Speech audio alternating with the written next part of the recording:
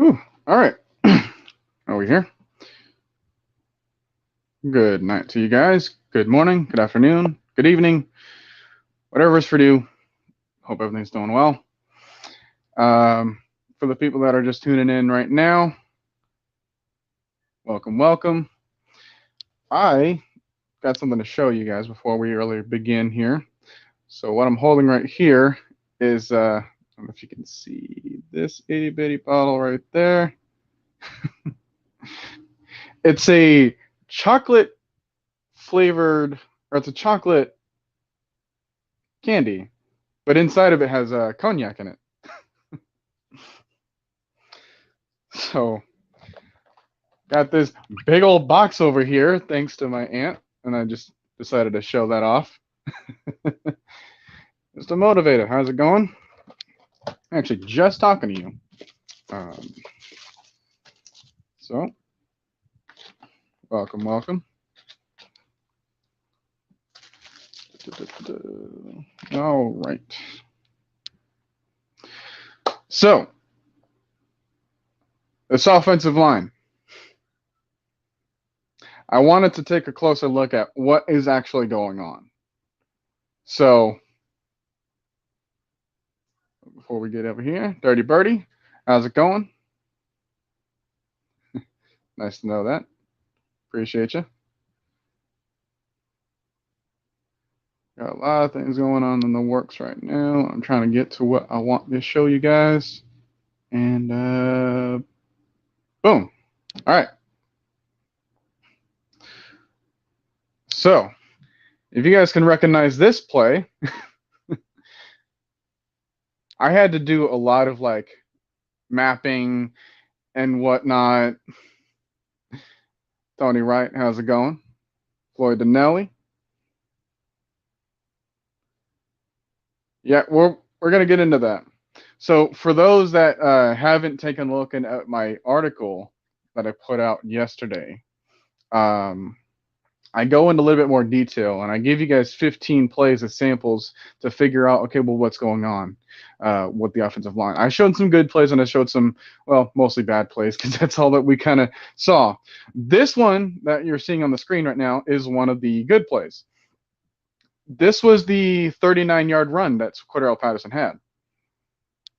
If I just take this off right here for a second. There we go. So I labeled everyone. So like on the left was OZ, in the slot was Russell Gage. There was Kyle Pitts in motion. I forgot to put his initials there. Tajay Sharp was the outside receiver on the right. So Pitts was in motion. And then what I really wanted to see was what was the responsibility for the offensive line here. What I noticed is that Jake Matthews didn't really block anyone on this play, but he actually didn't really have to, because if you notice, Matt Hennessy, he negated blocking Vita Vea, who was right there, and then moved up into the second level instantly. From there, he was able to try to block, I think it was Levante David. And then we had Caleb McGarry trying to go up into the second level in order to try to block Devin White. I had OZ going in, pinching who was there. I want to say it was JPP. And then you had some of the guys pulling around. So interesting how this play was able to get set up. I also labeled, the defensive assignments, well, at least where the people were when the play was happening, just to see, okay, well, this is where everyone was lined up before the play actually happened and all that good stuff there. So as you can, you can kind of see where everyone's responsibilities are, and where we were good at, is when we had some of our guys that we trust a lot less go up into the second level so that they don't have to get overpowered by the people that they really can't block. Moving on to the next play after that was the Mike Davis touchdown for 17 yards. Keith Smith leading the way. Olamide Zaccheaus had a fantastic block going upfield. So I thought, that definitely needs to be seen. Kyle Pitts was on the other side. You had Lee Smith, again, instantly getting into the second level. Hennessy did the same thing. Keith Smith, once again, making sure that everyone else is taken care of. And then that just provided a really good lane for Mike Davis. It's about where it kind of ends with the good. As far as like the passing plays. I mean, there's one good passing play that I wanted to share, but I don't believe this one was it. I got to the point where I couldn't really tell what the assignments were. So like OZ, I only saw so much of his route to really decipher. I think it was a bench concept where it was like we're just deep outs on both sides, but I don't fully know. I do know that Russell Gage was in the slot at first, motioned out, had his rollout. Kyle Pitts actually didn't have really much else to do except just run a flat, for like a check down. But he did like make sure that everyone else was taken care of so that there's no like extra edge pressure. Like Davis had just a normal pass block assignment and all that good stuff. The next one that I want to show you guys. All right, so this was the second quarter. It was on a 3rd and 10. Russell Gage had a deep post route. Getting a lot of messages right now. There we go. All right. So again, deep verts on the outside, Tajay Sharp and OZ. But let's take a look at the pass rush assignments there. This one was significant for me because Jalen Mayfield had nothing to do. So as you can see, there was like, I want to say Shaq Barrett went around, looped around to a Jake Matthews side, and then I want to say it was Joe Tryon-Shoyinka that played inside and then just attacked the right shoulder of the center. They were trying to set up a stunt, but I don't think that the actual guy that was doing the stunt got off his block thanks to Chris Lindstrom. So what I noticed is that when you single out an offensive lineman, he doesn't have a whole lot that he can do. Now you can try to look for another block, and that's what he ends up doing, but who does he help? Well, he mostly helps out Jake Matthews. And I was trying to figure out why. Because, like, it's Jake Matthews, and, there's not a whole lot of problems with him, that we can't say about any other left tackle at this point. And you would think that you could provide the help on the right side that had 3 other guys in order to help out. But he just kind of stood there waiting for another rusher, but then again, he wasn't because he was already trying to look for another assignment to do. So I think it was the impatience of Mayfield that really stood out to me here because it almost provided a sack for the Tampa Bay. But Matt escaped the pocket, threw the post to Russell Gage, and then we got this 3rd down. This play was 4:54 in the second quarter. It was a 1st and 10. Honestly, this is where Ryan gets sacked here. But yeah, now you can see they actually did pull off the stunt. And they also had a linebacker blitz. Now, it doesn't really help to know that, like, you had Parker Hesse and Tajay Sharp and Cordell Patterson not really having a route to do. As like at that point, it didn't really matter who else was there because he just couldn't provide. They just weren't provided any time. I want to say that was Devin White that blitzed there, and he had a sort of delayed reaction too.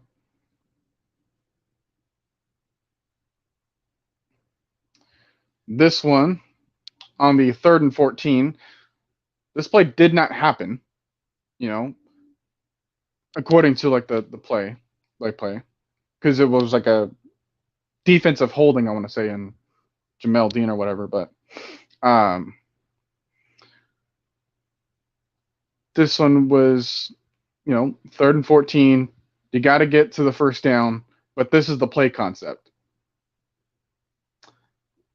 I drew squiggly lines on Russell Gage because he could not get off of the corner. He was struggling to get open right there, so I didn't even know what his route ended up being because he didn't have enough time in order to make the throw. I do know that Mike Davis had a great chip block there. But that was about it. I mean, as you can tell, who do you try to make the throw to? Kyle Pitts? Well, he's got like 3-4 different guys in order to look out for on his route because no one's really paying much attention to Russell Gage, which is why he was able to get off, or go off at least. Tajay Sharp, he's not going to draw any attention. Cordell Patterson should draw attention, but why have this route for him? Why place him there in order to try to create separation for Kyle Pitts? But I don't know. It was just weird. And then I want to say this might be the last one that I have because we had some other stuff before.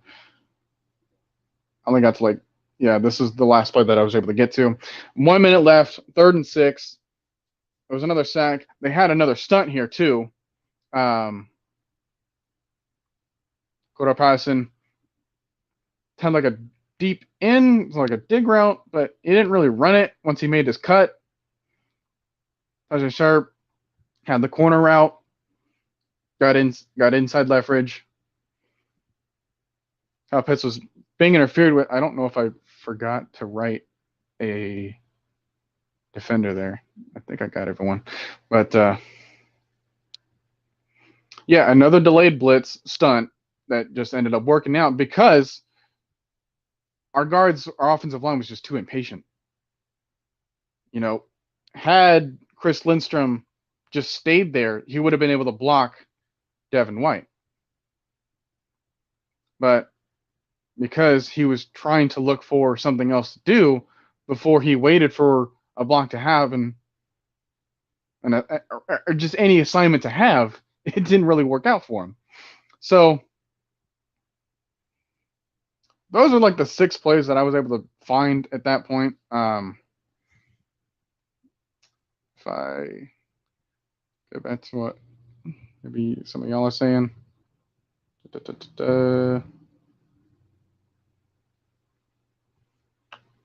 Michael Walker can start, which he should be playing now anyways.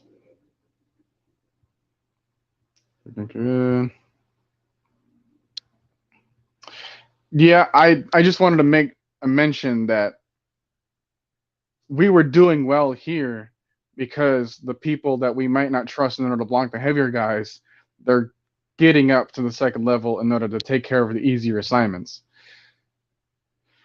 Is that going to be sustainable moving forward? I don't know. But it was interesting to see how it worked well here. I'm sure there's a team willing to pony up a second for Jones. Okay. No Russell Gage working like Usolia Jones. He's certainly not getting any of the attention there. But I mean, if he can try if he wants to. He's going to have a lot more games where he becomes an actual threat instead of just like a dump off guy.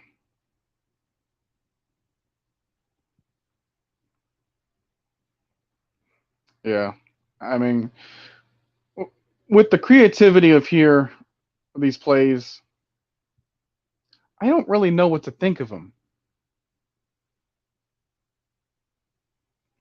I don't know if one of them didn't work because I remember putting down the first and goal scramble or something. I don't know if I can find it here. Let's see. Did I miss one? No, wow. That was all that showed up.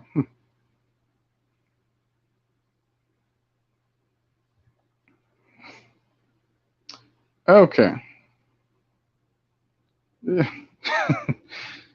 All right. We back.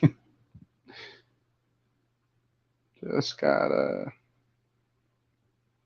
here. All right. Tony Wright saying with the 2022 draft coming up after the offseason trades and the picks from the Julio Jones trade this season, the Falcons now have a first-round pick, 3 seconds, 2 thirds, 2 fourths, their 5th, 2 sixths, and their 7th. That'd be 1, 2, 3, 4, 5, 6, 7, 8, 9, 10, 11, 12 draft picks.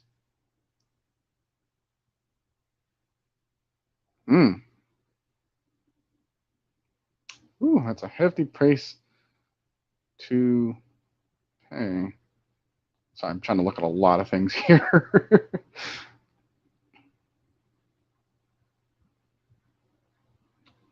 All right. I know that we're expecting to have someone here.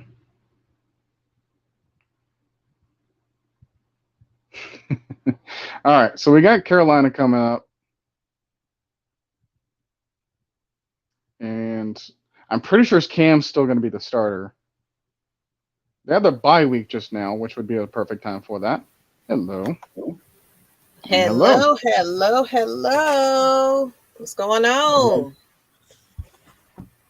Joining you on this podcast night. Miss Maggie T is actually up. It's a rare occurrence. Yeah, quite a few people are up. No, it just feels like that type of night tonight. What's up, Mr. Motivator Floyd? How y'all doing out there? Everybody brings up, do you think we can keep Cordero Patterson? I mean, he wants to be here. I mean, he literally tweeted that out.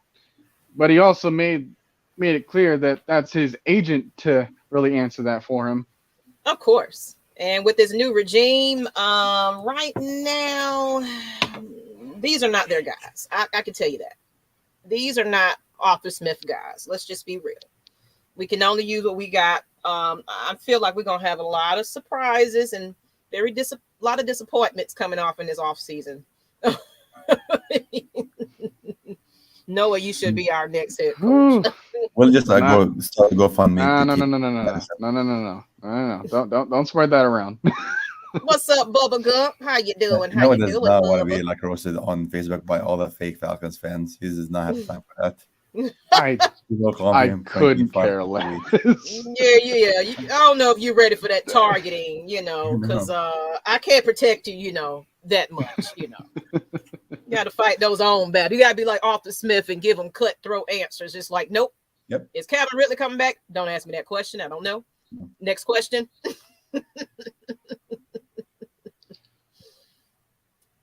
It's yeah, they say they're wide receivers, that's for sure. Yeah. Yeah, we have. I just heard what you were saying about Russell Gage. I mean, Russell Gage is being a threat to other players. He's like jumping on them, kicking them in the face and stuff. That's the kind of stuff he's doing right now, ready to knock people's teeth out, I guess. That's what we really need. Tough, just, players that get in folks' faces and start fights and things like that. We need that aggressiveness. Oh, yeah. I mean, Cordero Patterson definitely has that in him. He's got that attitude where it's like, hey, if he does something good, he's going to flex and let you know about it. And he's going to do it right then and there. And you don't care about no taunting call. And thankfully, taunting call does not care about him either. So, and I had to take that off for a second because it was a little bit on the bottom. Was kind of hiding something.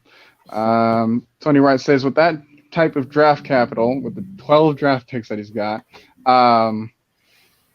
we can now fill the much-needed positions, being pass rusher, interior defensive line, corner, outside linebacker. We are really, really thin there at that position moving forward. Quarterback, I don't know about that one right there. I mean, sure, you can have like a backup, but even then, just because Josh Rosen and Felipe Franks look the way they get against New England, that doesn't mean that they were really ready in order to be thrown on the field too. So I think if you give them some time to let them know that, hey, you're going to be on the field for a significant amount of time,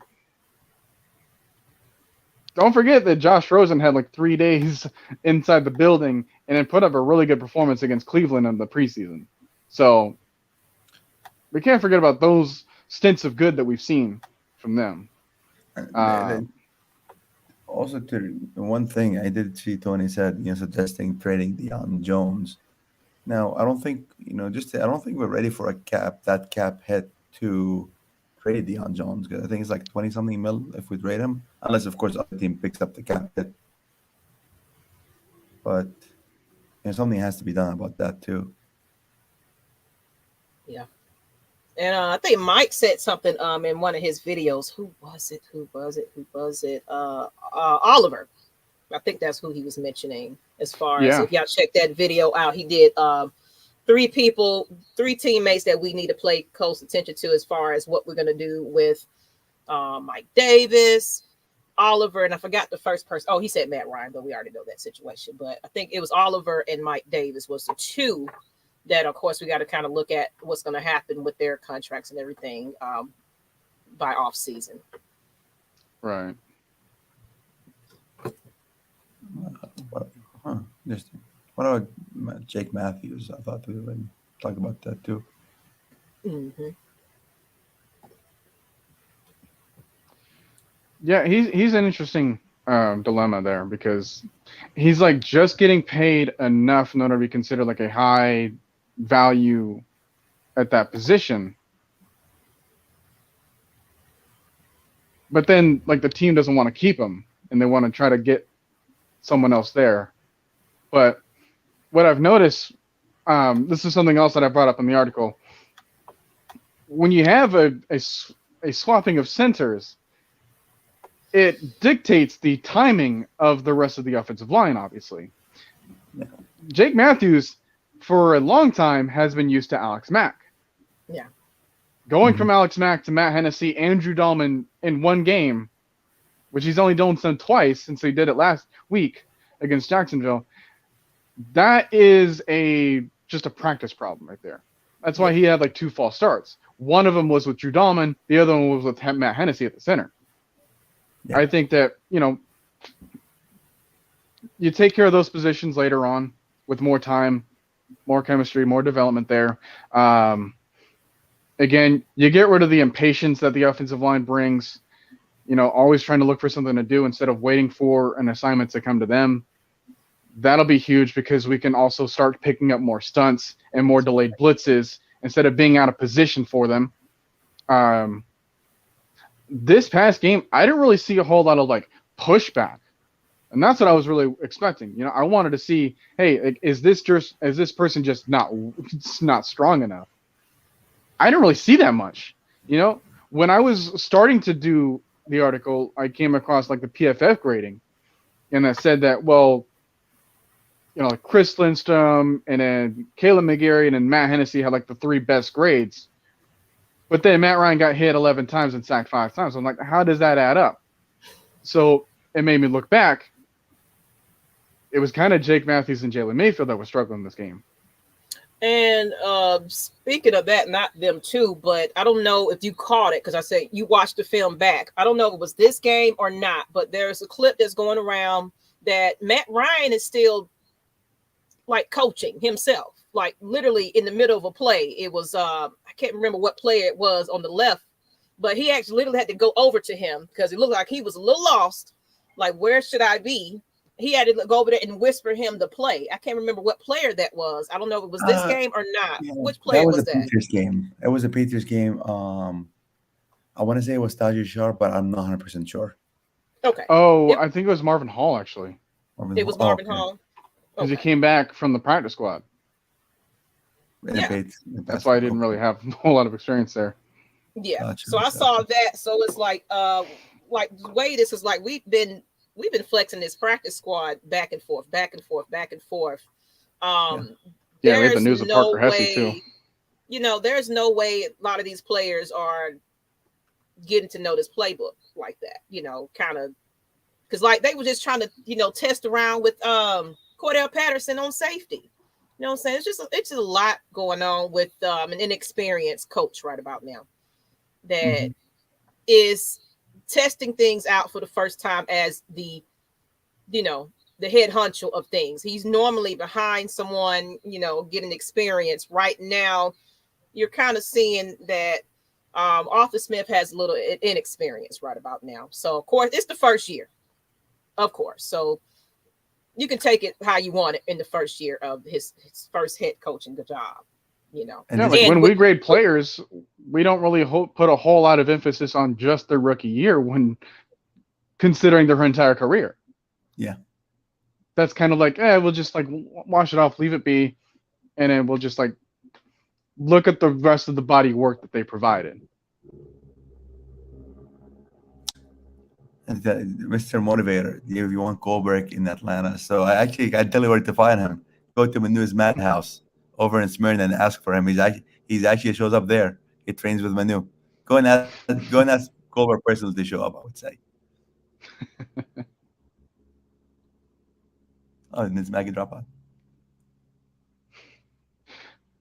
Hey, you're not getting it.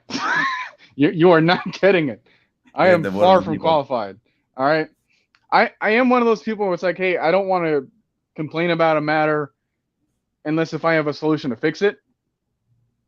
So this is why I kind of held back on the offensive line until I really decided, hey, let's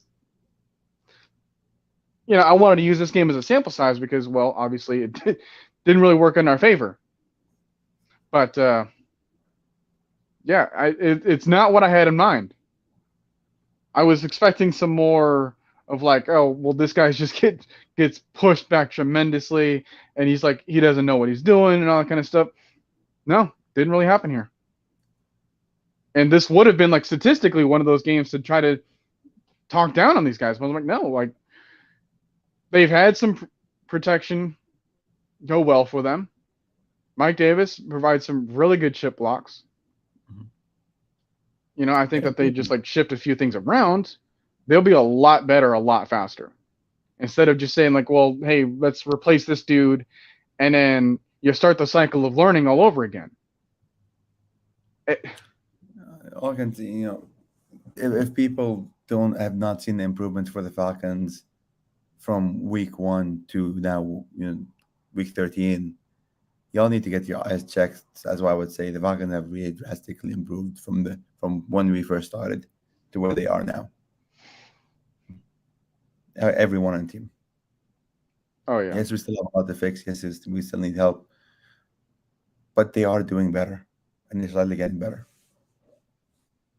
Yeah, I mean, especially when you think back to like some of the other year ones that we had. 2015 was one of them. We went 8-8 there. And again, that was like statistically Matt Ryan's worst season. We just fell off a cliff after a 5-0 start. And what happened next year?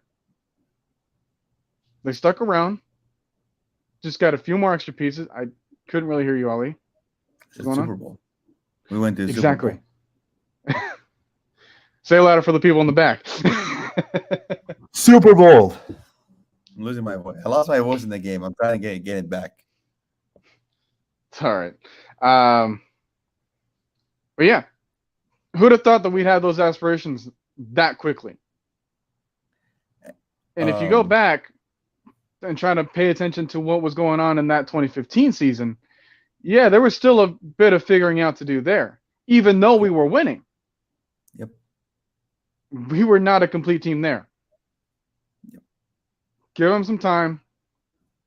Fix a couple of other things. Because the roster there, like, it wasn't really that much changed from a talent perspective and people on the roster and whatnot. If anything, it was just like, hey, let's stop throwing the ball to Julio every single time, and let's figure out that, hey, we actually have other people to throw to. And then that's when Matt broke the record of having a touchdown pass to 13 different people. Because, hey, we figured out giving it all to one person isn't going to solve our problem of, oh, we're not winning. And that's kind of the lesson that Arthur Smith and Terry Fontenot are kind of learning right now too. Is like, yeah, you got Kyle Pitts, but you got to wait because he ain't that type of route runner. He ain't that type of run blocker yet. Yeah, and it's so until he gets. So go ahead. Go ahead. I didn't know you were saying until he gets what. Okay, I mean, until he gets that rhythm going, that's when he'll really start to be dangerous. But the other thing to help him out there with is the other talent around him. You know, hey, provide extra eyes to be focused on other people for the defense. No, 100% agree with you on it.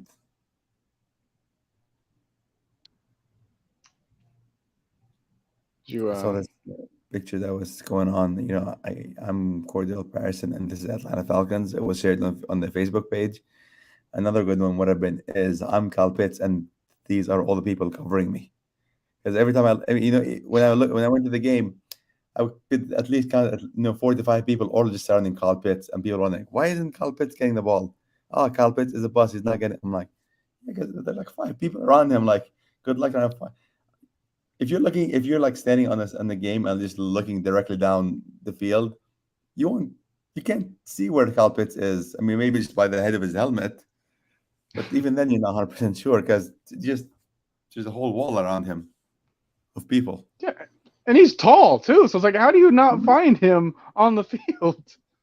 Well, I mean, even though he's tall, but you can tell his helmet everywhere. But do you want to risk passing the ball to some person that's surrounded by 5 people? Or covered by 5 different people. That's what Kyle Pitts is dealing with pretty much every game. Which is allowing more receivers to be open, which is good. But at the same time, I mean, that's why he's not getting the ball. Mm-hmm. Even and you guys can say whatever you want about this type of comparison, but Calvin Johnson, his rookie year, wasn't really productive. I know he had the back injury, but he wasn't getting treated like that. Yeah. Because they had, I want to say at the time, Roy Williams in order to compensate for helping Calvin out. Calvin was like a slot guy when he started. And then moved on, got used to all the attention, and then did everything he could around it. I know this is also kind of a weird comparison, but I know a couple of friends that when we play like basketball or whatever, one particular person, he had more experience with dealing on a 2-on-1 than 1-on-1. And I was like, how does that work? You have an extra person to defend you. But I was like, okay, well, I see it because you see it all the time. That's how we are able to adjust.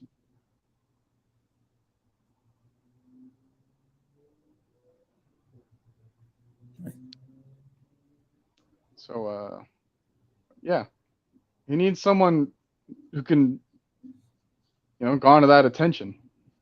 Anthony Wiggins, how's it going? Let me just say the word. I would jump on the field. Just let me say the word, Mr. Motivator. I was right there. Not saying when I catch it, we're just gonna say, I'll just jump the field and y'all can roast me later. All right, Evan Thompson. Trying to use all the capacity he can muster in the word count. It says they will probably resign Oliver. He's a very good player before he got hurt this year, and he really won't have filled that nickel spot since. He'll be cheaper too because of the injury and small sample size. Let's hope for it because we definitely need that. But yeah, there we go. Jamal says, "Don't at me, Falcons fans." All right, so we won't. Dirty Birdie says Oliver has our secondary almost fed. Is Jamal an Aints fan? Yeah. Get your dairy ass dollar store ass out of here. It's not an Aints fan place. Asia Green ain't here to protect you now. Y'all don't know Saints. The Aints ain't gonna do shit. That's funny. With who on offense? Who? You think Taysom Hill and his 4 interceptions a game is gonna scare us?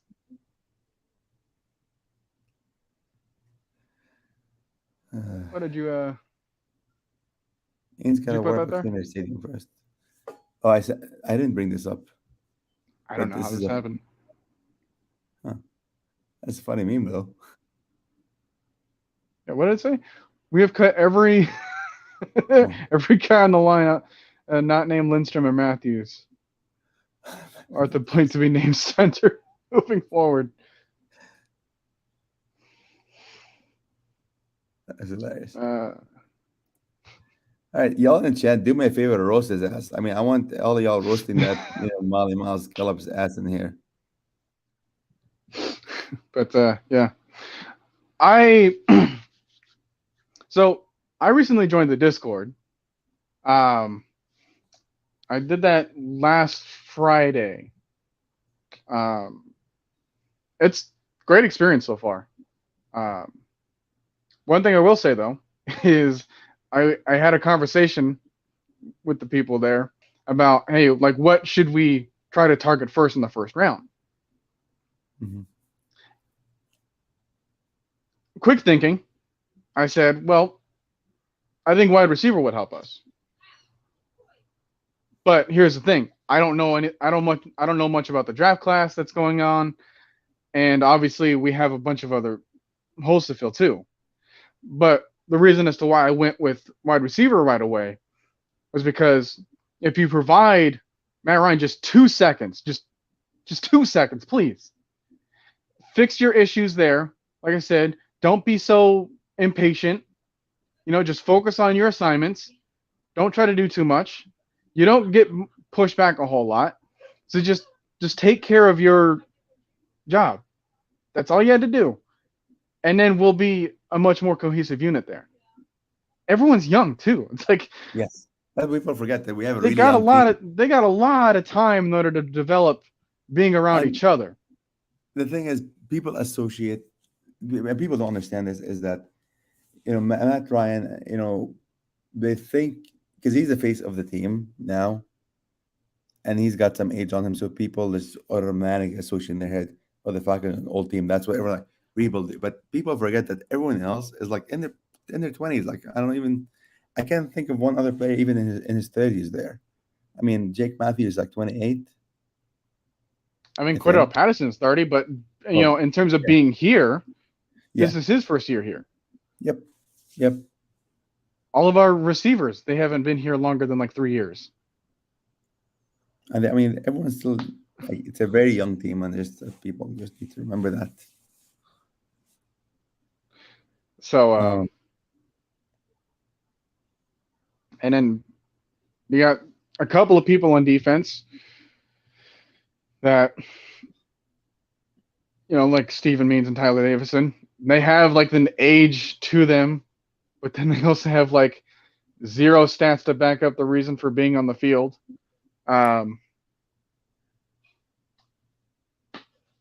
No one else outside of us talks about that though. I mean, Stephen Means, I know he gets a lot of hate as well. But I see him. He can be a reason for setting up a sack, if that makes sense. Like he builds a block, he pushes a player for like Jarrett to comes in and get a sack, and just because he's not getting the sack himself does not mean he's not contributing. And that's what sometimes people forget to see. Yeah, like it's not the same that he doesn't have an assignment. It's just, what would you rather have? Would you rather have a guy that sets up someone else in order to get the rush, or just have all 4 guys that know how to just rush on themselves? No, of course. I agree with you on. I'm just saying, like, he's the best we can afford right now.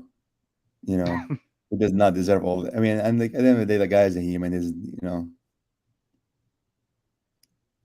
he's better than nothing. Well, we'll see how it goes about that. What I'm trying to say is that he's trying to contribute. He's not just standing there. He's trying to do something. Because people are like, man, his bum ass, we're better off without his bum ass. I'm like, come on, guys. I mean, you know. But yeah, I mean, another thing to mention. Hey, like if you get instill fear on the defensive line for us,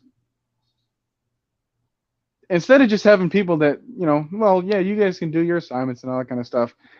That's one thing, but then building that foundation creates, hey, let's have this fear instilled in us because we're all doing our job, and our job is to get after the quarterback, and we don't really need to help ourselves. Like having one person basically be a block for someone else, it's a bit difficult to understand that from a casual fan's perspective. But it's just like having a screenplay for basketball. It's like, hey, like you're all five people, you're all running around. Just because one person's goal is to stand there, it's for the betterment of the other person that has the ball in order to get up the court. Right. So I did up here, and but we don't really want to think about that apparently. So yeah. And Molly Mal, your ass expired like 2 years ago. Get out of here. I'm gonna stay on my ass. One speaking of fan engagement, I do want to bring this up real quick. No, and I'm sorry to interrupt, but quick question to everyone in the chat: how many of y'all have been attending the games? If y'all can say you have or you haven't been, or just say yes or no. No. My game's coming up, so. Well, no, I attended open house, open practice, but I haven't been to an actual game this year. So would like to go though. There is a lot of so I guess no one's replying. So am I the only one going to the games? Oh wow. Man, it's hard. Y'all gotta come to the games. I mean, there's a lot about it. There's a lot of fun about it. There's a lot of cool fan engagements. And I'll tell y'all a funny story I had with awesome. One other person. Great. Living Adrian AJ. Next time say hi to me at the game. I'll be always in the 34 GA section. Yeah, we got season tickets holders, and we got people that do attend the games. It's a lot of Mr. Motivator, he went to a game. Yeah, there's a few people that have been to the games and everything that show out. I'm at every game, just so y'all know. And hope we can get more people to come. I mean, even though we lost, and I was there, I remember the Eagles game. Even though we lost it, I had one fan interaction with the Eagles fan there. I mean, he walked out and he was like, "Is that an eagle over there?" And he was pointing out our Falcons. I'm like, someone failed biology because that's definitely a Falcon. Y'all need to take your ass back over there. So I mean, we're still, even though we lost, we're still roasting their fans. When we were playing the Buccaneers on halftime, some people were shouting in the food halls like what they were saying, like Tampa Bay go Buccaneers, or something like that. And then I started like, no, too legit to quit. Rise up Falcons. And this guy, what he does is he pulls up this like ring, like a Super Bowl ring. And I was like, get your dollar store plastic ass ring out of here, or it's gonna go somewhere else you're not gonna like at all. Because I will put that ring over there. And that guy walked away. But I mean, there are fans, and if you all want that too legit to quit attitude back, you want that unapologetic attitude back, then it's up to us fans to push for that, to push that in other fans' faces, because that's one thing I'm trying to push back for. And what kind of fan are you? I need to answer. Are you the kind of fan that's going on Facebook and saying and trashing the players? And keep in mind that the players are actually reading those comments. I know recently I had one of my comments liked by Keith Smith, or fullback, just as a proof that did they pay attention to what's going on? Yeah. So they are reading those comments. What have you all posted? So what are you kind of players that cheer on the players? Are you the kind of fans that show up to the games? Or are you the kind of fan just want to hate on the Falcons and just say you're a Falcons fan? Well, I'm going to add to that. a lot of people, they think of Atlanta as a lot of people are moving here to Atlanta. Yeah. Because of, this quote unquote opportunities and all that, or, for some reason everybody want to move to Atlanta because it's the new Hollywood or whatever, because the movies, things that's going on here. But kind of look at the Braves franchise right about now. Now, of course, Atlanta Braves has a big following. Yes, because of Turner, there you go. Turner South, Ted Turner. He created that atmosphere of Atlanta Braves fan, but locally, they wasn't filling to capacity at some point either. But then of course everybody got on board once, of course, See, one thing about the Atlanta fan base, kind of anywhere, Braves, Hawks, anywhere, they want a winning culture. That's the only thing that's going to bring them out of their seats. That's the only thing that's going to make them spend money is winning. Because every time I ask somebody, so why are you not supporting the team? Or they're not winning. We need a Super Bowl. We need excitement. But like you said previous, it takes more than just winning to get energy. You got to make the players want to be there to, play. Yes, you got to give them the energy. We need the electricity of the fans just in here where the opponents can't even hear themselves think because we're so loud and having a good time. And oh man, boo you and boo, because it's like, especially those rivalry games, that should be like you need to cover your ears type of situation in those rivalry games, because those games matter when it comes down to the tiebreakers and everything, when it comes to the end portion where everybody's trying to get into the playoffs and everything else. So instead of doing one section as, okay, this is the pop section, because like the Hawks got like a 6-man section. Yeah. Okay, that section is the only section that's like cheering and going crazy and loud. If you're going to do that, don't just section off one spot. Make it where, you invite it for other fans to be in all portions of that stadium, kind of like, because the thing about it is the seating situations compared to the Atlanta United, it's the ticket sales as well. It's about that. It's like a lot of people saying we can't afford it. It's just too much for us.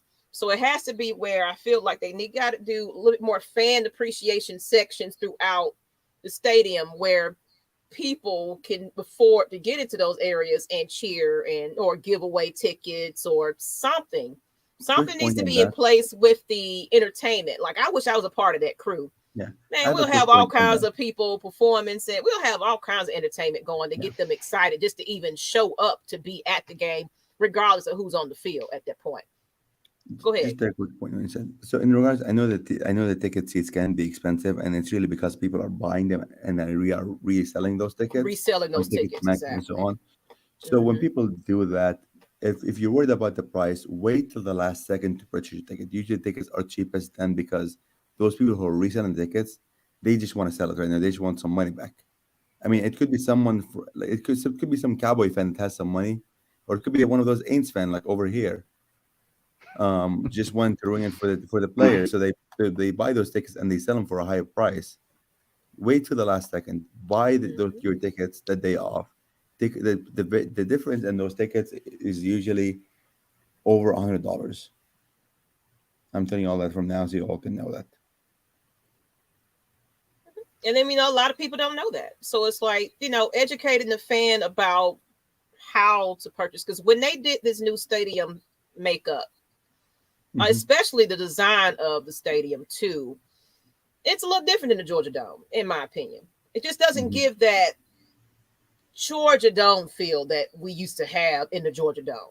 It's just something to me is missing in the atmosphere of hominess. Thank you. It's not that. I wonder if, because remember the time that they had to make the switch. The last game played in the Georgia Dome was that 2016 AFC Championship game. Where's the Packers? Everything after that, there was a massive cleansing because people just did not want to root for the Falcons anymore because of what happened after that. Yeah.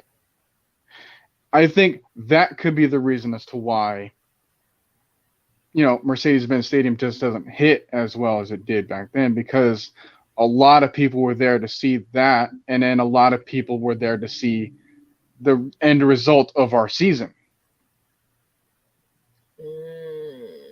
And then Didn't think about the that. following year, we still went to the playoffs, but then we had one more loss, and then there was another cleansing. Mm-hmm. And then 2018 happened. We really couldn't do much because of all the injuries that was there. Mm-hmm. Yeah. And then another cleansing happened. I think those 3 years, it took a lot of fans' attention away from Atlanta. I think a significant amount of people just stopped watching them because of the results and whatever they consider like the heartbreak of the team at that moment. I think that could be a factor there, because if that doesn't happen at that moment, mm-hmm. Maybe there's even more energy that's there because of how awesome the stadium looks. Didn't the Broncos lose that 2015 Super Bowl by 43-8? 2013, yeah. 2013, yeah. They lost but their fans still came. With regards to everything, fans came back and kept supporting them and supporting them. And what happened in the following year? The Broncos came back and won. Yeah, 2015 there. Yeah, sorry. And 2 years after, they came back and won. That year after.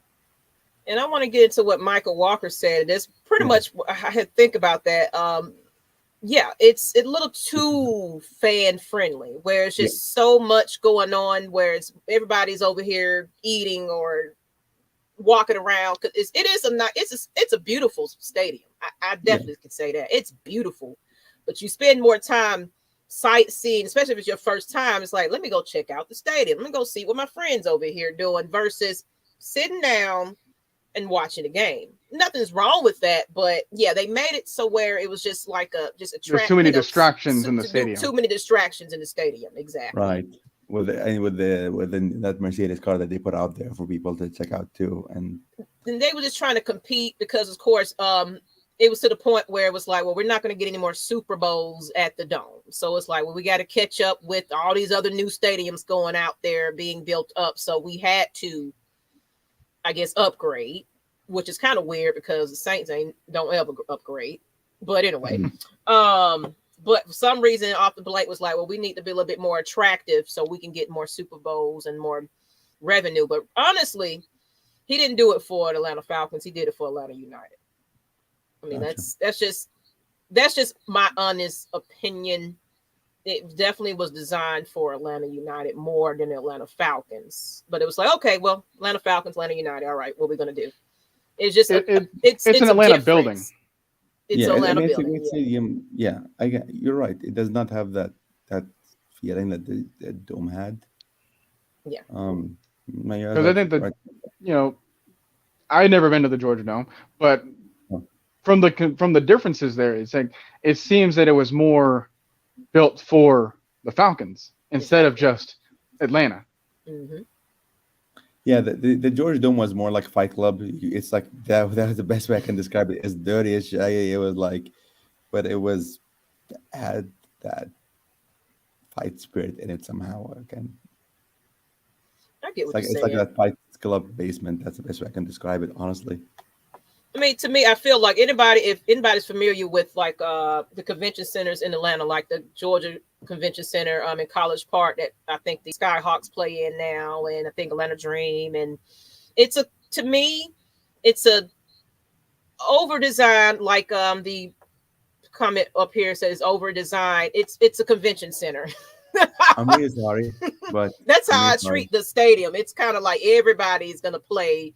All kinds of things going to be happening in the Mercedes-Benz Stadium versus this is just the Falcons. At one point, even before the Georgia Dome, when it was the Braves and the Falcons playing in the old stadium as well, it still had a sportsy feel though. You get what I'm saying? Yeah. It's just like this one just don't quite fit me as, Right. oh man, it's just a lot of sports going on in here. To me, that's just my opinion.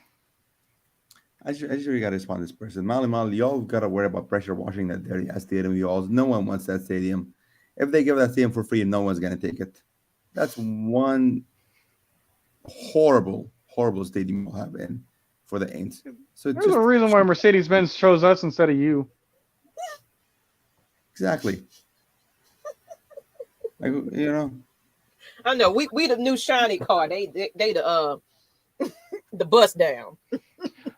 But I think I'm starting to know something here, because when you make the transition from the Georgia Dome, you know, back when it was brand new, I want to say what, like 92 or something? Let's see. We're going to find out for you. When do you guys remember? I have to go back and look. I forgot when exactly it was. I wasn't Like born in Because 92 or when 93? this, because it was like what, I can't remember, because it wasn't even, it really wasn't that old. I wish I knew it was. 92. I can't remember. It was 92. Okay. Yeah. Okay. Okay, so the 91 season is the season that we all want to talk about now because it's the 30-year anniversary. Mm-hmm. How long were we there at that stadium? Which one? Sorry. The one before the Georgia Dome. You know, the Braves and the Falcons played in, where they pretty much, it was like, you know, it was baseball field, it was football field. It was baseball field, it was football field. I mean, if we were there, like, since our beginning,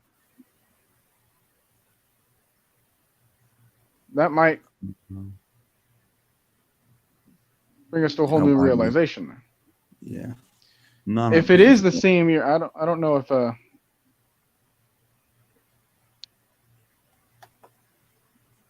I don't know if it's like the same year, but let's see. I don't know what's my screen is doing. I don't even know what I did yet, Floyd. It's one thing that I will say. I see there's like a significant amount of time that passes until there's like the next generation of Falcons fans. And that, like, the next generation or like the next environment brings a whole different feel to it. Yeah.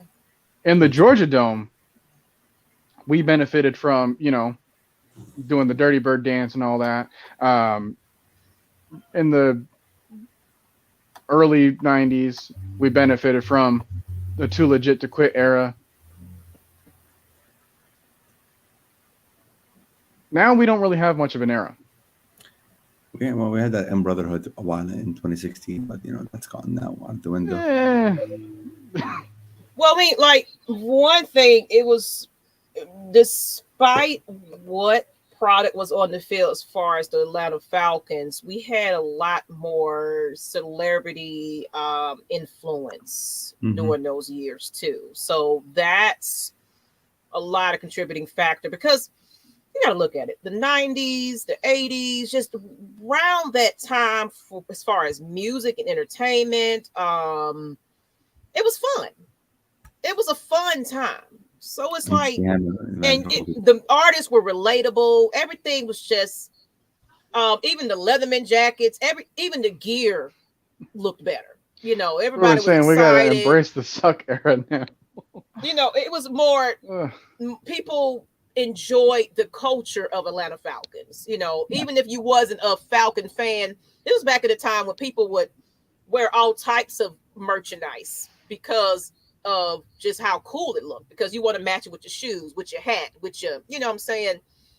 It was a fun time. So those coats look good. Everything just, you had a little bit more pride about yourself when you put on that Falcons logo. In my, you know, even though we might have didn't go to the Super Bowl, but it was just, it was fun. It was fun. You know, yeah.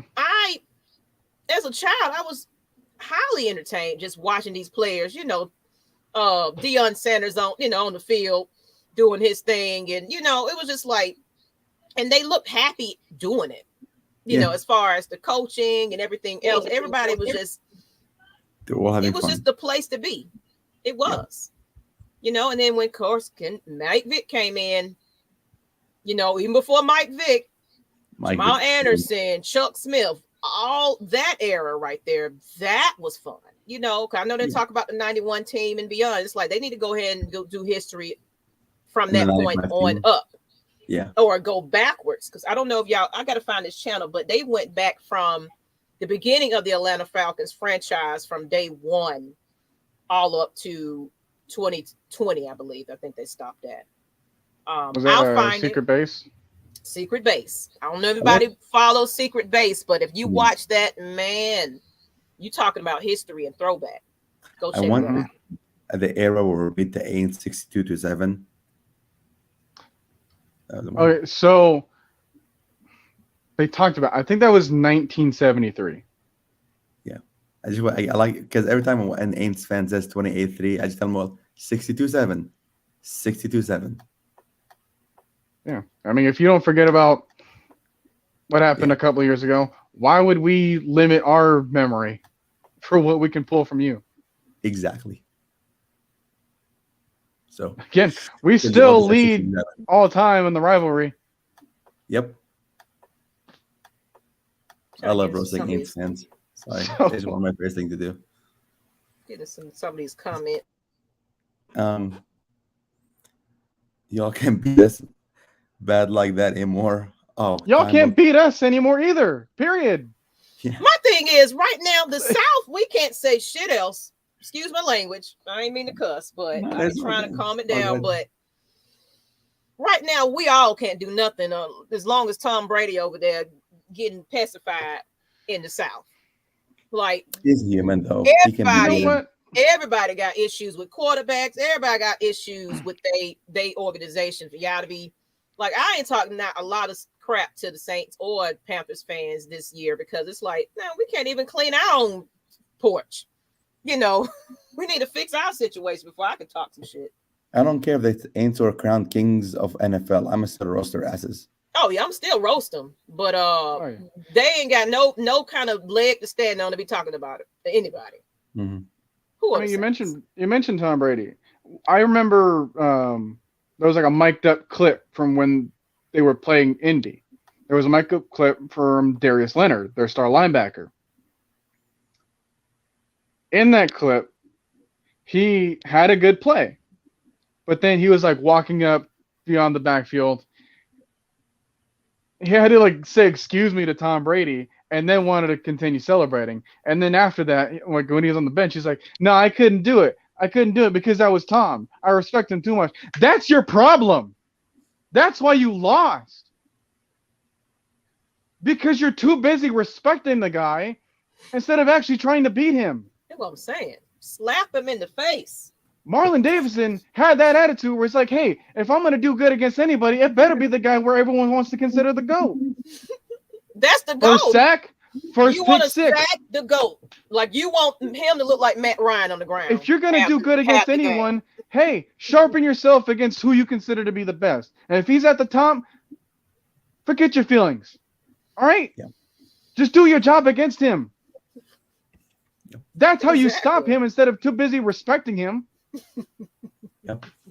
My gosh. Like you're Darius Leonard. You're supposed to be like an all-pro, Pro Bowl, one of the best linebackers in the AFC, and yet you don't even have like your own reputation to consider. You just removed your dignity and try to be a fanboy. You had something good going for you. And then all of a sudden you couldn't stop him after you said that. Gee, I wonder why. Raheem Morris. It was as far as I forgot what the quote it was, but he said something about he wasn't ready for this, or he wasn't. It was some comment he made that was just like, "Are you serious? You got to get aggressive. You need to be mean. You need to be mad. You know, it's just we have a soft culture in the Atlanta Falcons. I wish I mean, Ryan Jensen. That's why I really would love Ryan Jensen at the Falcons because he brings that fire. And I know he's expensive, but he brings that fiery attitude like he's about to light some people on fire. That's what I like. I mean, he's like the way he just talks shit to the like. He's Ryan Jensen's He not there was just to that be a way player. before Brady was there too. Exactly. He's there to start fights, and like, man, I want someone in the Falcons like that. Like if someone was to sack whatever, it doesn't matter if the quarterback was Tom Brady or whoever. If someone's tried to sack anyone Ryan Jensen's protecting, Ryan Jensen's about to like body slam that motherfucker like a paper towel or something. I don't know. Well, what is going to end up happening is because these, like I said, these are not Dean Pease men for one thing. So give it, of course, if he don't retire, give it a few years. I guarantee you, every last person on that defense gonna be gone from the old regime. Trust and believe that they're gonna be gone. He's gonna bring in a little bit more aggressive men.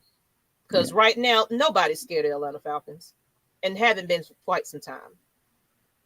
And that's what we need to change, But again, if something good were to happen on the field, who the heck's going to be there at the stadium in order to see it? We got to bring that attitude. I mean, I'm there, shit. Exactly. So it's like we need more of Ali's in the crowd. Yeah. We need more people saying that, hey, like we need to believe in the team. And that's what we're going to work on in Atlanta Falcons Nation. Like we were just kind of talking backstage, like we're getting ready to, like how everybody was hoping that we was going to have that November Saints meet and greet, but definitely the role of the top of the year and whatever happens with the playoff situation and even off season, I want to get the fans together where we just get out in the city, go to the games together, we tailgate, even if you can't even afford to go in, come eat and have a good time. Because, of course, I used to do this all the time, so it's like I got connections with a lot of people. So we're going to have a great time, you know what I'm saying? So I want to definitely get back to just people having fun. And another thing, too, this COVID situation kind of changed the game up a little bit, too. We're starting to kind of be lenient, come out of our shells a little bit, but that also had a lot to do with fan participation as well, as far as even though they say, oh, you can come on, you can do it. It's fine. Take your COVID shots. But some people still, I refuse. I'm about that life. And just some people are still terrified. Some people are still not being social and things like that. It's a lot of people I know is like, well, I'm still not doing this because of COVID. But you don't see that with the Bills, for example. The Bills fans are still showing up. Yeah. So, I mean, I can't try to blame on COVID, but that's not really, But yeah, and once, like I said, it's a transplant city anyway. So not everybody is from Atlanta and born and raised in Atlanta or Falcons fans, to be real. Or we have Atlanta natives that are not even Falcons fans. There are other, like every time I used to go to the game, maybe Atlanta natives, they'd be, oh, I'm a Steelers fan, I'm this and that. So Atlanta traders. It's a lot of transplant people that are here just because they want a better life or whatever's happening in their situation. So sure. But if you've seen the outcome of what the Braves had, and you've seen how it was filling up for the Atlanta Hawks when they was running into the championship, they're here. We know they're there. We just need to bring them out. So it's like they got to get somebody on PR teams too, because they're doing a hell of a job with the Atlanta Hawks organization as far as advertising, entertaining, and getting you in here. They be having all kinds of performers, and they just make a big deal. So it's like you don't really hear about what's going on a lot with the Falcons, other than they might do some in Atlantic Station, they might do a couple of things around the city, but it just needs to be this grand type of thing where we're just getting advertisements everywhere. It used to be MARTA buses designed with MARTA, with Falcons things. You can go anywhere and find Falcons stuff. They only got a couple of stores you can kind of grab a couple of things in, and it's really like compared to, let's say, for instance, the Aints. You go anywhere in the Cowboys area, Cowboys gear. So it's like you can't even come to the city and even know it's a Falcons state. You know what I'm saying? I mean, let's be real about that. It's like it's really not enough effort into getting us excited about liking the Falcons. That's just my opinion. Yeah, and the thing about the South is when the Falcons existed, when they started off, outside of Miami, that was the only other team in the South. So then that's why other places like Tennessee, Alabama, and then the Carolinas, you can still probably see Falcon stuff there because that was the only team that they could all rally around as a group. Yeah. And then they started printing some more teams there, the Titans, the Ants, and Panthers, and all that kind of stuff. And even then, like the Panthers and Jaguars weren't even until '95. So it was still pretty fresh in people's minds to be a Falcons fan over in those areas. And now that they have their own team that are to latch onto over there, that's when you're seeing some of these other people from those eras probably move on to other things. Mm-hmm. Now, it can still happen. Like, you can still grow up elsewhere and be a Falcons fan. I'm an example, and I'm sure that there's other people that are examples too. Magnus and Rich from Red Clay Sports on Saturday mornings. They're from New York. Davon, he's from New York. And, there's a couple of other people in the chat that aren't from Atlanta or aren't from Georgia. And yet they know how to be a fan. Yeah. Just because I'm not nearby, that doesn't mean that my passion can be seen elsewhere. Yeah. And that's something that it needs to be brought up more. Yeah. It needs to be brought to more people's attention, especially from the source of the team. Now, they need to when you get that source to fully accept the team, that's when you can successfully branch off. We need whoever the PR for Wendy's on Twitter is. We need that as PR. Wendy's. Oh man, I love that. I love the fast food social media people like Wendy's. It'd be Wendy's, Burger King, and a couple of other ones out there. They just a moon pie, and they troll each other, and it's fun. It's funny. Yeah. It's entertaining. And that's what we need. That's what we need. Our PR team is just like being very nice. Speaking of this, that picture that you gave us, I put it in the chat. The banners. Oh. Yeah. So I'm like, this is the perfect example of what you mean. Let me put it up there, so we can have that conversation about that. We just need to be. This is hilarious. Yes. Yeah. Let me take that. Yeah. Now that's funny. Yes. That is funny. We have cut every motherfucker on the old line not named Lindstrom or Matthews off the blank to be named starting center going forward. Hey, at least we know he'll show up on the fourth quarter. And that's the reality of the teams. Like, they won't honestly, until Matt Ryan's gone, you're not going to fill up the stadium, because Matt Ryan is just vanilla, for one thing. He's just cut and dry. Come in, do what he needs to do, and get on. He ain't doing all, he ain't dancing, tap dancing, and come on, yeah, look at me, it's entertaining, I'm happy, and he ain't doing all that. Of course, we haven't won a Super Bowl. That's another thing.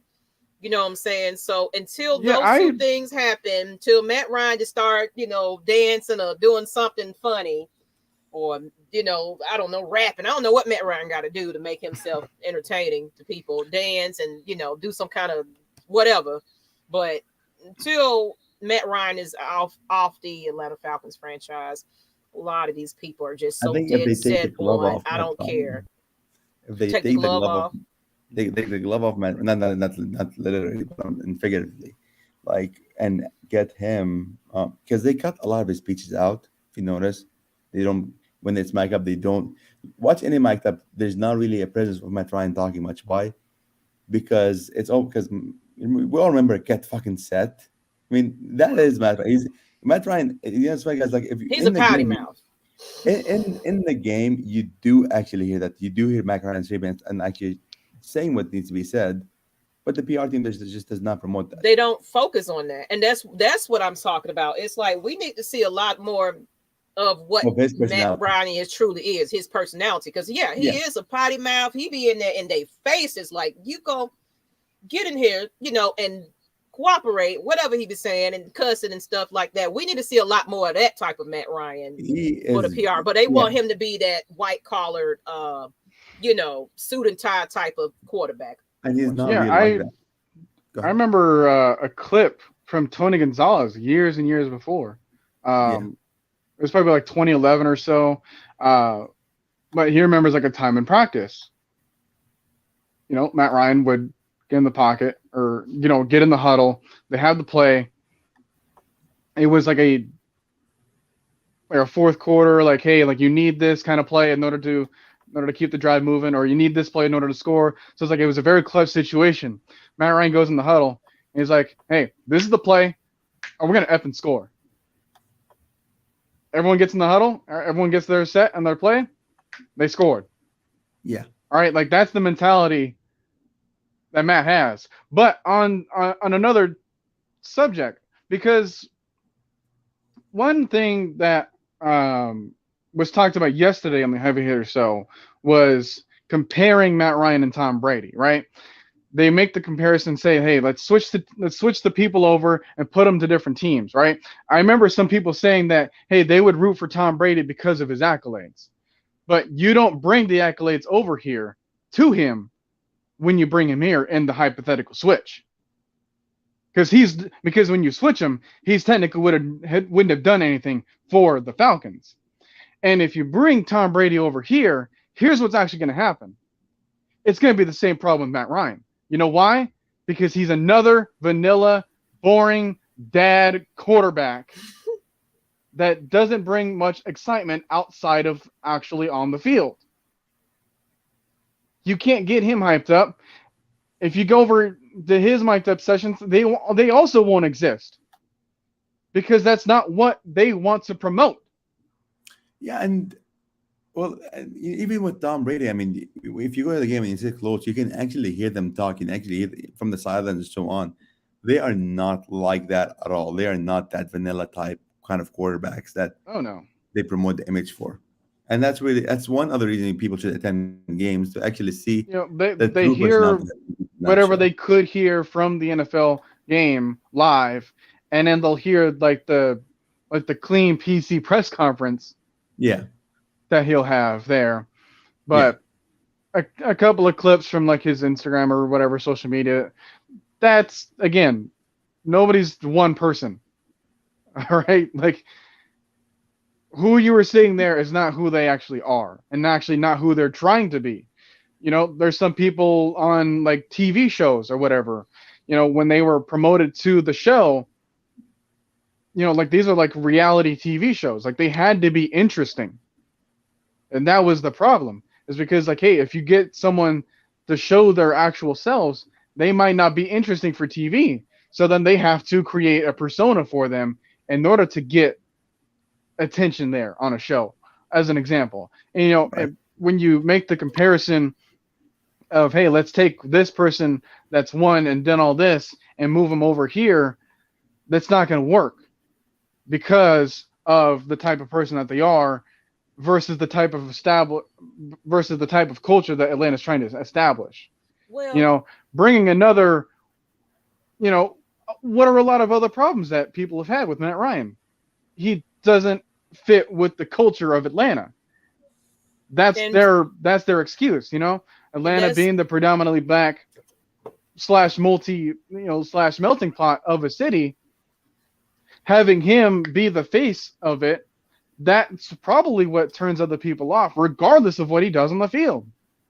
And I'm gonna add to that. And it's a point I wanted to make. Let's go back to the days of Roddy White and certain players that pushed envelopes of the staff, the administration, people that kind of spoke up for themselves a little bit more. They surrounded, it was a little bit more fun watching them, what's going to happen with this player? I feel like the culture is the way it is because of Arthur Blank. I'm going to be real about that, because I feel Arthur Blank's image of what a player should be is, of course, suited up, Matt Ryan. Basically, like business presentable. Yeah. So Arthur Blank or Rich McKay, though. You kind of, it was a controversy about what happened to Roddy White. I have my personal opinions about it. Of course, Takk McKinley is a horrible example, but it's kind of where I'm going with it. It was players that kind of, brought a little controversy to the Atlanta Falcons team. Sometimes controversy is kind of good. Of course, not bad, like where you beating up kids and wives and domestic violence and stuff like that. But we need that edgy player. We need a couple of more edge, like remember D Block. Yeah. D Block, they in there, they had a whole little thing going. It was exciting. It was like, despite what the season went up at being, but it was just like we were just excited to see the defense get together and just act like they was gonna bust down some people, and and they were consistent with that too. They was consistent with that, so it's like it still comes down to everybody still got to answer to the big man. It's like yes, we got Terry, yes, we got Arthur Smith, but it comes down to Rich, and it comes down to Arthur Smith. Arthur Smith, Arthur Blank. You know what I'm saying? So. You got to get approved from the big boss before you can come over here and hey, I want to be, I want to cut up because I want to make y'all excited, so. Right. That's just my Malik Holmes opinion. Brings up an interesting perspective on it.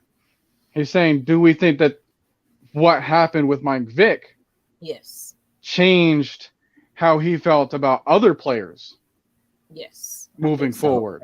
I think trying to keep more close to the vest when it comes to these matters, he's probably trying to prevent a problem before it happens. Correct.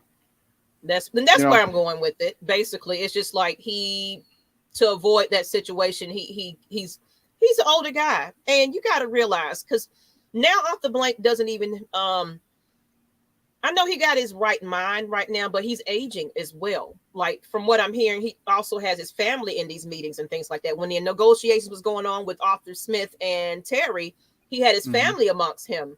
So it's like he's still a businessman, just like he just said. He's not a football guy. So yeah, he doesn't understand. He's trying to advertise the team as a business. Not as a football team should be advertised. Gotcha. And Michael Walker says, hey, that's why he gave Julio that money, because he could advertise him once he got to a certain because Julio once he got a certain reputation. You know nothing about Julio. Not at all. Other than that he fishes and that he travels. He fishes and he travels, and he had to go find his thing in the water because he dropped his ring or something. Just little little baby stuff.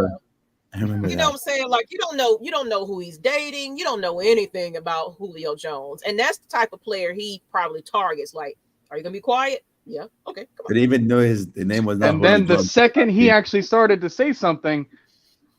That's what I'm saying. You get what I'm saying now.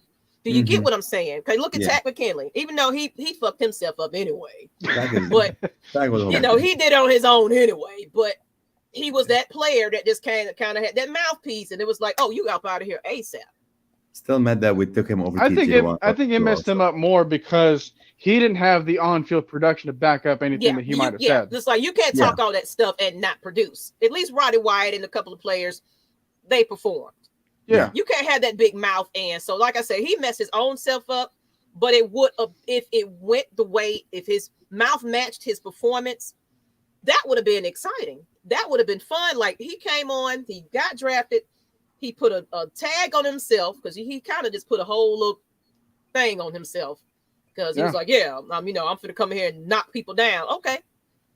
All right, please do. Yeah. Allen Davidson tried to do the same thing. Yeah. Oh, I'm going to come knock down quarterbacks.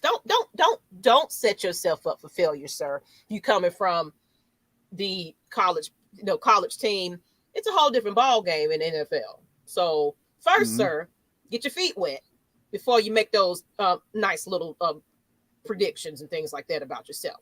You need to get out here and tackle first. Yep. Guess who we didn't hear that stuff from? We didn't hear from Keanu Neal when he got drafted in 2016. We didn't hear it from Devon Jones. We didn't hear that kind of stuff. The only drama that was regarding certain people that actually ended up being good for us was Grady Jarrett with his house burning.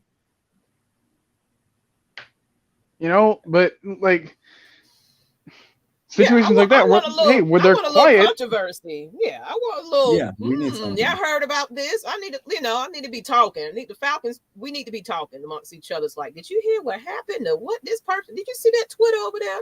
That's what we need.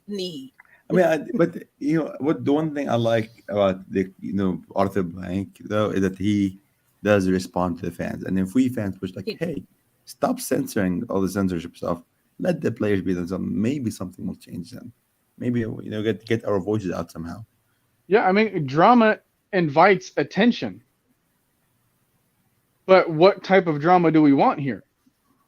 Right, toughness, drama. I don't know. You know what I mean? Like the too legit with drama kind of thing. Yeah, that was good drama. Yeah, you can have that and still have your business be advertisable. But yeah, that's exactly what we're saying. The Falcons are boring compared to other teams that we've had the pleasure of experiencing. The Falcons right about now are just a boring team compared to what we've been in the past. Yeah, unfortunately. Yeah, I'm sorry. This is not the year in order to introduce a new Falcons fan to. Yeah, it's not. So.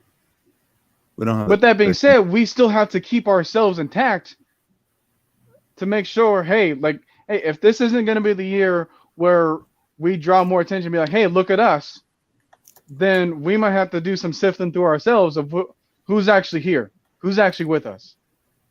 And Malik said, what would have happened if Julio did not answer that phone call? I mean, honestly, Julio was done and ready to go, regardless if it was broadcast live on air or not. Julio, just kind of like Ridley. I would feel if anything, I don't know what it would have done with like the draft picks that we would have had for confrontation. That's the only thing that might have changed. If the other team never knew how much he wanted out, and how much of a guarantee or how much of leverage was on his side. They probably wouldn't have given him like a second, fourth, and sixth or whatever that we ended up getting. It probably could have been like 2 first rounds. Yeah, I agree. It might have been a different outcome if it wasn't out there. I definitely agree, because I feel like when the pitch was created for Arthur Smith to be attracted to this organization, I felt like it was a duo. Matt Ryan, Julio Jones, he coming over here to be with them, because he already said he was attracted to Matt Ryan. But of course, he couldn't say much on Julio Jones because he wasn't on his field. He was like, well, he's not here to practice, so I can't speak on his behalf. But I felt like those were the two that was probably, hey, you want to be a coach? Yeah. We got Julio Jones and Matt Ryan. Hell yeah. Let's go. Yeah. Let's come on. Julio Jones. Man. Okay. Which is why, you can kind of grow and have whatever kind of opinions you can have.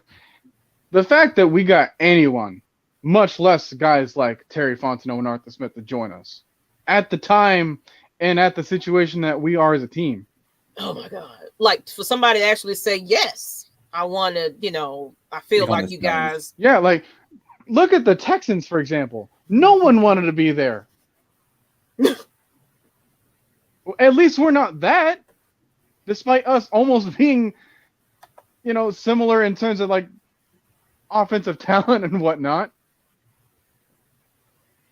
Funny because it was because of we were able to still remain somewhat presentable from on the field to the front office. That's what allowed some of these other higher profile guys in this building. That's what helps other people draw attention to the Falcons instead of another team. Yeah. Because we were like the 4th team out of like 6 or like 7 or 8 teams that got a hire. The other teams that were ahead of us, well, they had better situations somewhat. some would say, but they also had a fan base that was willing to take him in too. Were Like you surprised Robert that Saleh going to the Jets as an example? Yeah. Why would anyone want to be a Jets head coach right now? Other than, hey, we have all these other people, regardless of what the team looks like, they're going to give you a chance in order to do what you want to do. They're going to give you a chance as a fan base in order to build your vision. Jacksonville.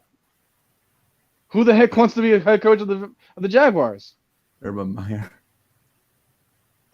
He was like the only guy for the job. But it was still something that, hey, this could be advertised because you got the number 1 draft pick and you have all this other stuff for you. It wasn't just for the simple fact that Arthur Smith, had he been here, he would have had the 4th pick in the draft. And that was the only thing that we could sell. No. If that was the only reason as to why you wanted to be a head coach of the team, then you have a terribly short-minded vision. And I don't know if I'd want you here. What you have to say, Ali? And I wanted to add something too. I was gonna. So for Jerron Wade, I was gonna say, watch the AJ mic'd up versus the Aints. He was talking a lot of shit back in that game. It sounds like, you're too small, boy. You're too small. You can't cover it. Like, so AJ was talking a lot of shit from the sidelines. So if you want to see, I'm saying they don't pan the camera on the those instances, especially you being there. You probably see it a little bit more in person. So it's like they want us to be painted as this beautiful, perfect team. But speaking of, my question would be, because the whole topic is about culture. Mm-hmm. Of course, Arthur Smith is here. Terry Fontenot is here. But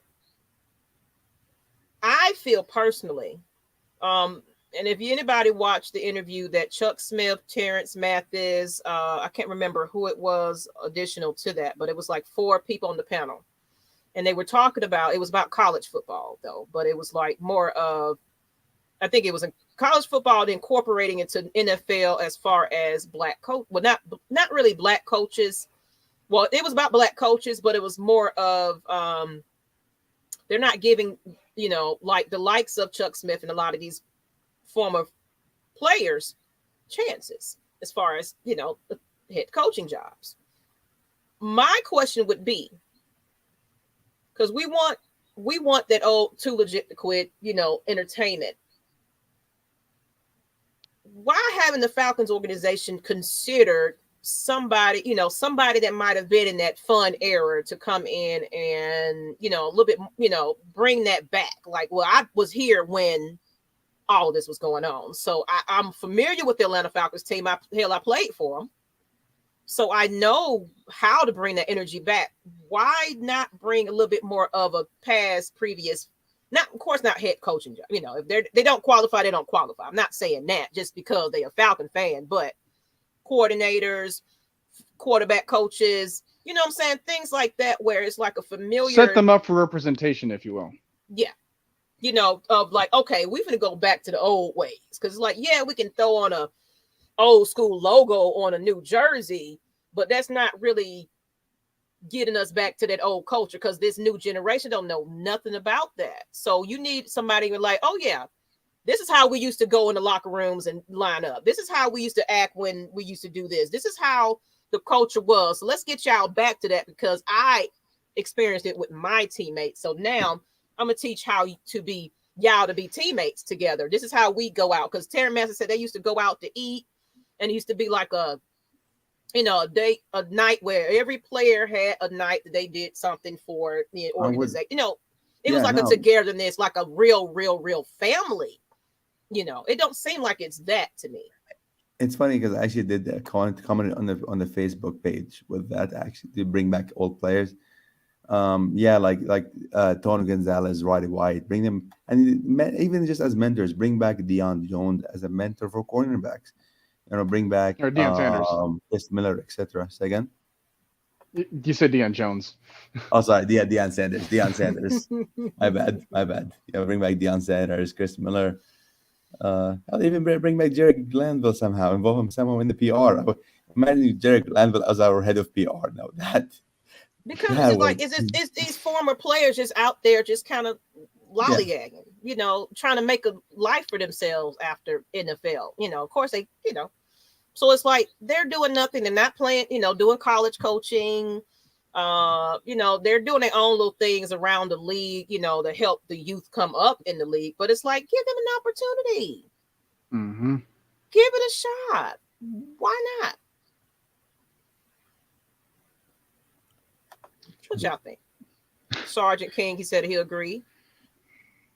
Someone who will bring the tightness in Atlanta Falcons. Yeah. Hire D'Angelo Hall. Let's see. Because one person that's trying to do that now is Harry Douglas. Yeah, he is. But I love Harry Douglas. But I watch some of his stuff, and he's being too. What's the right word I want to say? Not rude enough. I want to say he's being still being very nice. Political. He's political. Him and Warwick Dunn. I can make those two as an example. Warwick Dunn. It's a couple of old school players that kind of still embrace that same mindset of the Atlanta Falcons because, of course, they support them. Ring up. They Atlanta Falcons is behind them. So it's like, okay, well, I got to straighten up because they're giving me my opportunity to do what I'm doing. So you're gonna get that. You're gonna get that.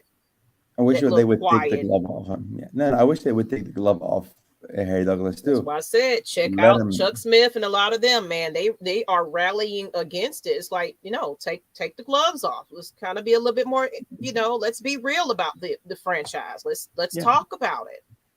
It's just Atlanta Falcons wants to hush them up because there was a mention of one of our previous interviews with former player, and they said that all he wanted to do was get an opportunity, to coach, help coach players, for a certain position. And they wouldn't give him the call.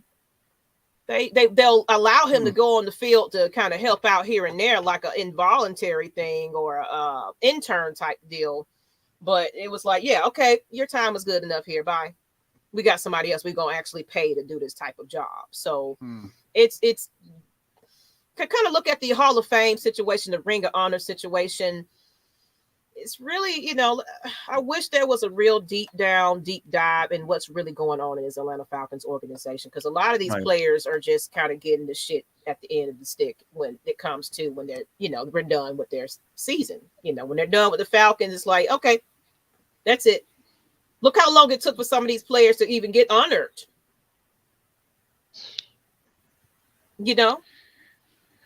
Yeah, one because I was trying to think about some names, like, hey, if we have the opportunity, let's bring back someone else in order to properly represent the team. One name finally came to mind. Whoa! Before we get to that, let's shout out to Jonathan Simmons with this $4.99 super chat. All right.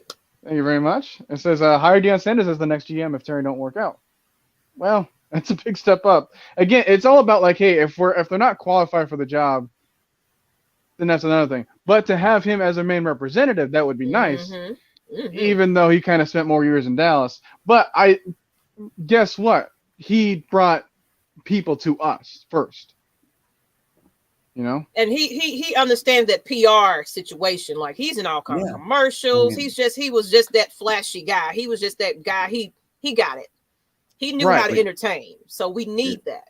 Definitely. If you bring back Deion Sanders, we're probably gonna be having it's gonna be Deion Sanders and MC Hammer. He's not gonna come back alone. Yeah, that's one thing. Bubba was mentioning Jamal Anderson. I want to bring up someone more recent. Jonathan Babineau. Yes. And you know what? And he doesn't get the honor and recognition that he deserved. But he was a big influence to this team. And be on the field and off the field. I wanted to get someone that spent their full career in Atlanta. Mm-hmm. Babineau is one of them. Let's get him here. Make him be a major representative of the team. And especially from a defensive standpoint, too. What? You don't remember Jonathan Babineau, the USS Babs? Mm-hmm. Oh, yeah. I loved him. I still follow him. Actually, I tried to reach out to him for an interview.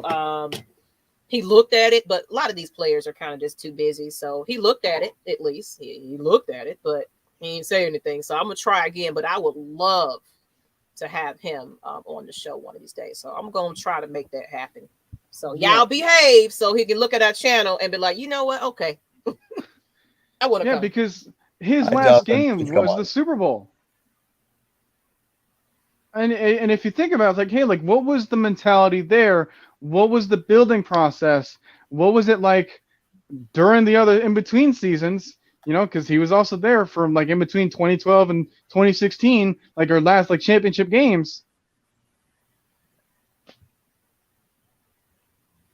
He won't work? What do you mean he won't work? You barely even know the guy. We're just doing hypotheticals, people. Of course, they got to qualify for whatever they got to. We just What about Patrick Kearney? Bring him back. I mean, one of the things, honestly, I think is I'm just looking at people that just kind of make the team fun. You know, players like that. Of course, they got to qualify people. They'll provide valuable input to current players. I mean, I think if we just had Roddy White, whatever Bubba Gut was right there where I was at. I said Kearney. Oh.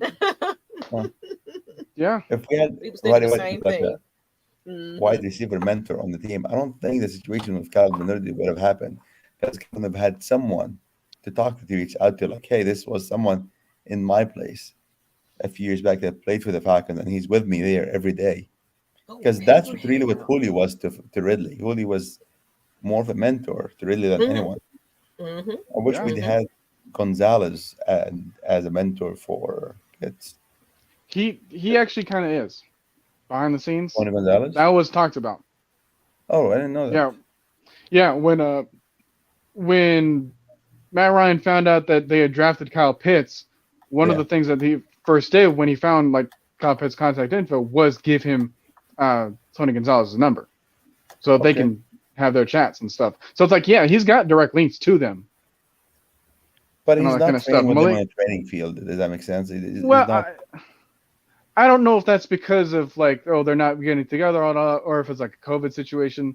But whatever the case may be, they know who each other are and they know who to help out. Malik Holmes is also bringing up Jonathan Abraham in order to, hey, let's take care of this defensive line once more, especially at the edge rusher. I love John Abraham, but I think that would help him also sort of mentally also.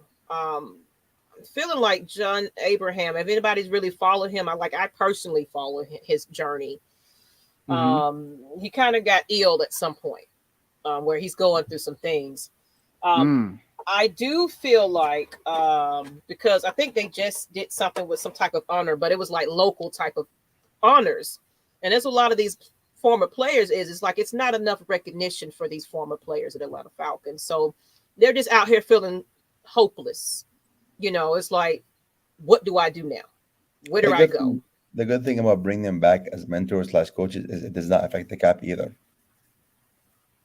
Correct. Just being go back and watch that 91 team. Just like they said, it was just people just on the sideline just being there because it was just fun to be there. But they mentored and helped and motivated and got the players riled up and happy to even want to be there. So it doesn't deal with the cap. It's just you're just excited to be there because you got all these former players helping out on the team.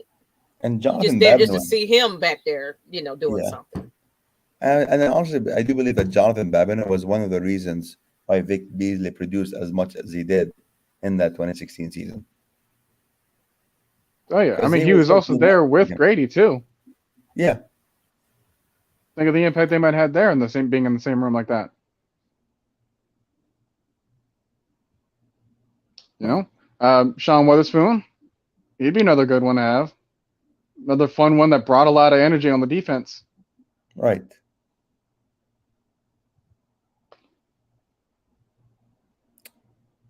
Yeah, we've already said about Tony G.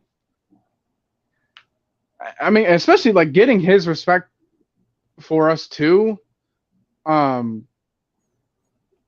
that he was here for like the last half of his career, I don't know about half, but like his third of 2/3 of his career, because you know he's been around since like '96 or whatever. But I don't know if he's going to be more tied to Kansas City. I think, but you blocked Logan. I was about to respond to him. I mean, you can still do it. Well, Logan, you always go suck on something, man. I don't, trying to be nice over here, but you know what to go suck on. Look, it's 2 in the almost 1 o'clock in the morning for us. Ain't no babies up watching this. Oh, okay, great. Go suck a dick, Logan. Nathan brought up a point. He says, "Who would win 98 Falcons versus today's Falcons?" No, 98 Falcons easily.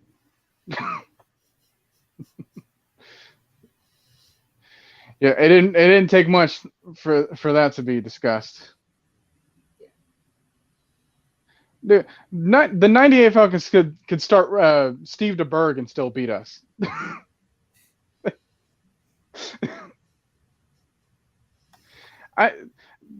Just the two different types of teams right there. You know, they were very much a run-heavy team. I think like Jamal Anderson almost had like 350 something carries in that season. It was something ridiculous. It's like that's kind of like Derrick Henry type of numbers, but it worked because despite all that, they kept at it, and that's what gave them the identity of that team, and then they stuck with that. You know, so there's no identity here right now. But that's what we're trying to establish. And that's what we're trying to get people to see. Is that, yeah, like we have a new future ahead of us because of everything that sucked about us is gone. Almost. That's true. I mean, but it's on its way out. If it isn't gone already, it's on its way out. Mm-hmm. So making like sure that we have that like the old transition Falcons. It's like they're still in that old regime attitude. I feel it's like we gotta wash that out of these players. We gotta. It's the first It's like year. nope. And of course, it is the first year, so it's like it's no panic. Like I don't panic, No, not in the first year. We make the playoffs. We make the playoffs. We don't. Now if we do, it's like the hell happened. What the hell? Did y'all watch? Drink the Space Jam water? Something happened. Didn't the New York Giants win that Super Bowl and the record was like 9-7 going into the playoffs? Yeah, when the Packers won Super Bowl 45, I want to say they also were a wild card team. Look at the Falcons. That pretty much the Jamal Anderson era. It was like we weren't even expected to even get there. We weren't expected to get there in 2016 either. But that's what happened. But I'm just saying, who knows what might happen? The Falcons might just miraculously snap and get it together. That's what we're hoping. Heck, that's what this team did. Yeah. Exactly. There you go. So we just need everybody in the stadium and act like we want this playoffs to go well. So not this man over here. Believe. There you go. Believe. I'm you know what? We're gonna put that on I'm gonna get that. Send that to me. We're gonna put that on like on the website. We're gonna put it on the community tab so y'all can see Mr. Ali You know, he's out there. He's cheering people. Don't leave him hanging. Yeah, actually, tell them what happened when you were there. Because there's a certain play that followed that, right? So the moment, so they saw me having that belief sign with me, and let me just send this to Maggie. Okay. Cordelia, I really don't. I think Cordelia was, she let me come down to the stands and hold it. And the moment, like I went down where like it's next to the railing, and they held up like believe. Not even a minute after that, Marlon Davidson got the interception, pick six touchdown. So it was like right then and there when I was holding that sign. Good luck, Sean. Did you send it? I sent it to you on Facebook. Yes. Oh, okay. You didn't notify me. I'll go back to see.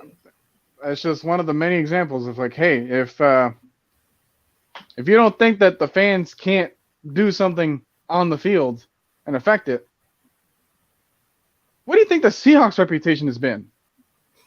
They've always been boasting about the 12th man. Were they the most like passionate type of fan base? No, they weren't. Were they the biggest fan base? Absolutely not. But guess what? They were playing in a stadium in an environment that welcomed them. And that's definitely something that we need to establish. We need to establish an environment that welcomes the Falcons to be here. And really all teams here. Anyone that wants to perform here, they need to be welcomed. And they need to make sure that... Yeah. Bad. Trying to put my screen back on. I'm taking myself off the screen. Sorry.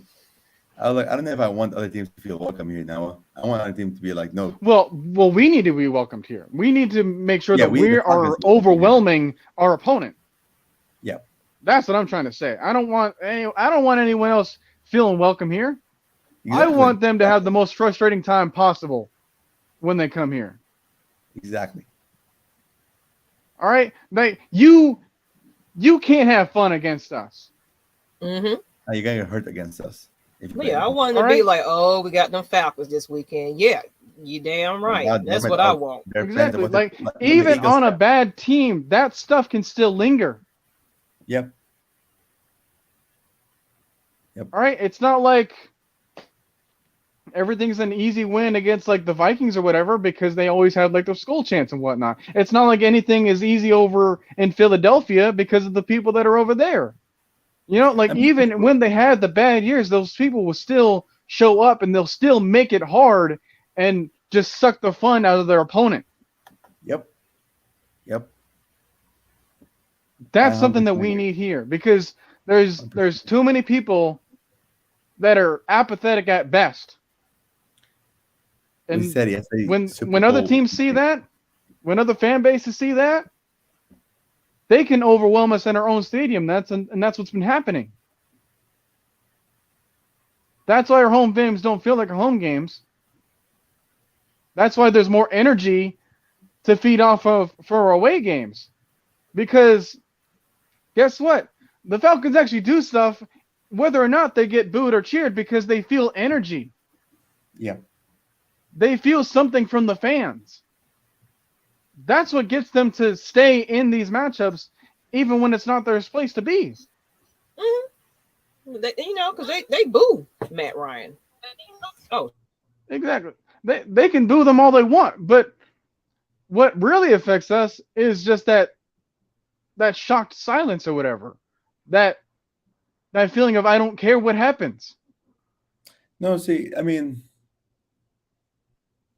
depending on where we sit, again, like if you sit in the dirty bird section, trust me, it's not going to be silent. So yeah, I just said this. But if the whole stadium was like that instead of just one section, yeah, right. Let me just reply back to the Sergeant really quickly because I know you said about ticket prices it was sky high. So Sergeant, wait until the last second to buy tickets. That's when tickets are cheapest. Because a lot of those tickets were bought by someone else and they're being resold. And someone's just trying to profit off of it. It could be someone sitting in the Philippines doing this right now. So wait till the last second, like the day of the game, there's usually over $100 difference between when you buy it throughout the week versus buying it last second. Just so you know. Thanks for that tip. Yeah, Y'all Jonathan look Sims out for coming in. him. Got Jonathan, another. $4.99. Yeah, Cleveland fans show up in a blizzard, same as Buffalo. Yep. You know, the Jets will still have to do that because they're also in Jersey. They're also up in that north area. But yeah, like Bengals fans, they've stuck around, and now they get to see some good from their team. Cardinals fans, like now it's like their only time where they were actually been good in the last couple of years. And yet, guess what's happening there? So even our celebs have disowned us. I mean, depending on celeb, like Jeezy did not. Jeezy is, you can see him sometimes. Luda has not. Now Ti. I mean, you see Ti wearing an Eights hat. Like, am I really gonna give Ti any credit? Like There was I love his music. There's a thing with Young on. Thug with Michael Vick. Yeah. I don't know if guys like Samuel L. Jackson and Ludacris still do. They still show up for the Falcons. Sam L. Jackson. Yeah, Easy. I think they are part of the PR because like Ludacris and I want to say was it Jermaine Dupri? It was Big Boy. Big Boy. Yeah. They're part of like the Atlanta PR team because it's like when the Braves was doing their thing, of course you saw them. When the Hawks are doing their thing, you see them too. So we kind of just need that for the Falcons. We don't have like those players, but I have your pictures up here if everybody wanted to see just how awesome it is to see this. Everybody, he kind of pretty much, oh man, I wish it was bigger. Of course, StreamYard. Can't you do let's see here, because I did that overlay. Layout or something, right? Yeah, it's not unless I went to Facebook and did all of that. But of course, I don't want to, his private stuff, so I wouldn't want to show it. But oh well. The sign says "Believe." If you all can't read it, but it says "Believe," and I made that, like that last sign, "Believe." Mm-hmm. Also did last. We'll put it on the community tab, though. We'll put it on the community tab. Yeah. Oh, you know what we could do? You can make it a background, and then just everybody go off the screen. We can do that, or do the little one that makes the screen where we don't see each other. Let me put that on there real quick. Yeah, I was trying to find that. Yeah, I'm gonna do that so everybody can see it. But go ahead, keep talking. We can take that one off though until I figure this part out. But well, I can't believe people are still up. Yeah, I mean, I was just about to try to hey, let's this is usually the time where I close out the stream. It was like, man, this. I will say one thing real quick before we start closing it out, because with the coming game after the Carolina Panthers, we're facing the 49ers, and I have one of my best friends, Ricky Salmon. He's a 49ers fan. Now, I never really understood why he's a 49ers fan, because he can't count up to 49. I think the doctor. I think what happened was the doctor told him he needs to lose 49 pounds. Unfortunately for him, he ended up gaining 49 pounds. So maybe just stuck with him, and he became a 49ers fan. But if any of you all know Ricky Thompson, the boxing coach, y'all roast him again for me. And I roast him all the time about it. But yeah, Ricky, I hope Ricky watches this. Shout out to Ricky. Can't wait to kick your ass again next time I see you. That's hilarious. The guy with the IQ of 49. Agree. Probably had an IQ of 49 too. All I know is he can't count to 49. That's for sure. I think that's the same case with all of the Niners fans. Oh yeah, especially over here. You know, it's funny if you pressure them. You know, I've done this before. He said, I forgot when it was like. God, I can't remember when this happened. I think it was at the bar. And I was like, count till 49, count to 49. Even when I said count to 49, and the guy was like, 1, 2, 3, 4, 7. Ah, you can't count to 49 because you put him in that pressure. No, it's hilarious. All right, so I have it in the background now, so I guess we can try it out. Let's see. Stop cam. Yeah. Well, bring you down. Watch this. I'll show you.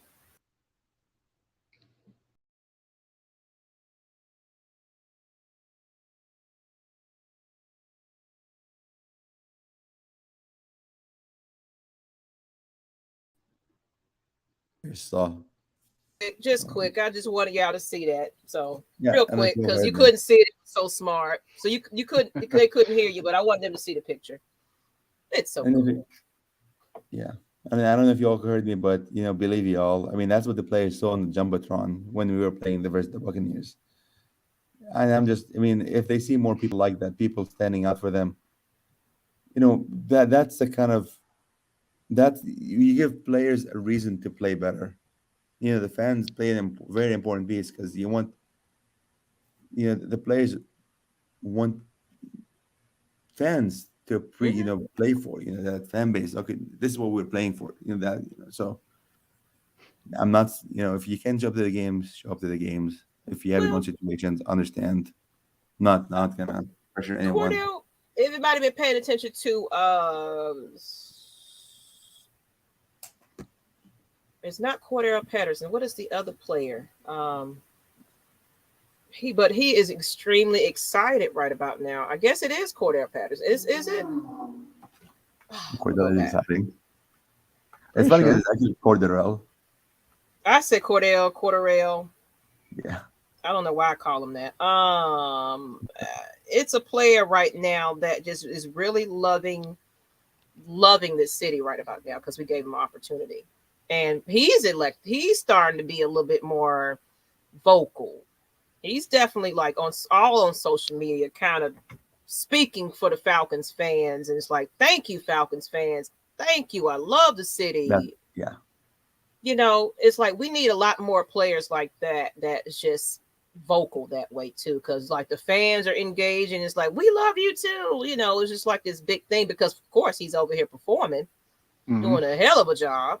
So, of course, back it up first before you talk all that. But it's exciting to see his energy. He's just excited to be here.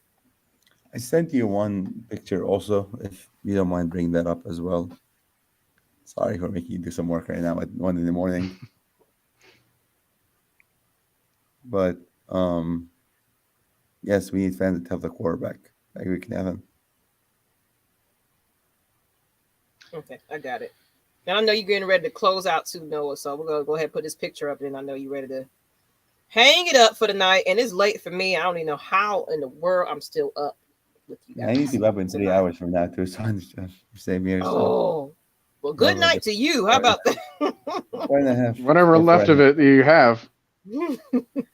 I mean, I'm also the guy used to it by now. Luckily, you know, college got me. Okay, first of all, dude, you were the type of person that said that you needed the quarterback to help out the defense. And you're over here getting confused about how the fans can help out the quarterback?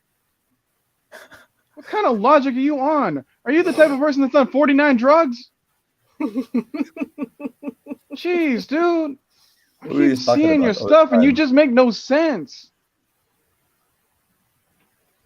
How can fans help a quarterback?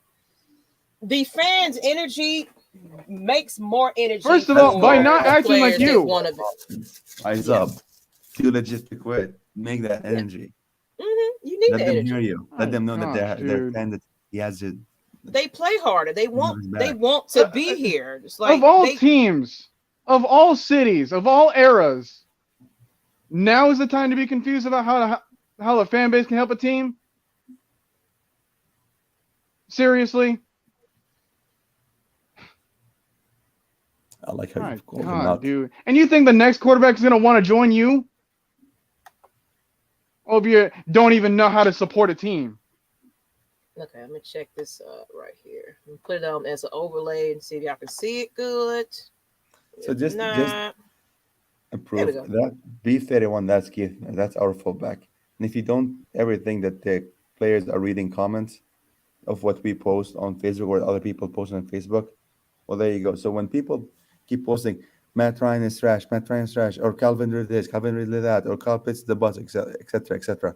You don't think those players are seeing those comments? So when you all make those kind of comments on there, why would I, as a player, want to play good for you all? You know, like why would I want to present that fan base? No, you want so just proof that players are reading those comments that people post on Facebook. And if you're someone who just goes on and trashes Atlanta Falcons, whether it's just the players or it's the team in general, and you call yourself a fan, well, maybe you need to reevaluate what kind of team you want to support. Yeah, absolutely. I agree. Because it's like, I don't want to show up somewhere I'm not wanted and performing at my best. I'm going to give you a half-ass job. I'm just going to come get my coins and get the fuck on. It's funny, and I brought this up last time. People were calling for Spencer Rattler to be the next QB. Spencer Rattler could not handle a few people booing him. Can you all imagine what would happen if he gets a quarter of the criticism that you all give Ryan on Facebook and Instagram and so on? You're going to make the man commit suicide. Yeah. So just want to point that out too. So if you're going to go on social media, support the team. Don't go and just trash a team that you quote unquote support. And I'm not saying I'm not saying y'all in the chatting. I'm just saying people in general because we do see it on Facebook. And if you do see someone like that on Facebook, trash their ass. You know, make sure that they are being called trash. If as fans, protect your team. You know, stand up for your team. Stand up for the players. If that player goes somewhere else, fine. Then he's in another team. But as long as he's a Falcon, stand up for them. So I think we're gonna end it on that note. That's a good note to end on. So, yeah, appreciate everyone else that's still tuning in.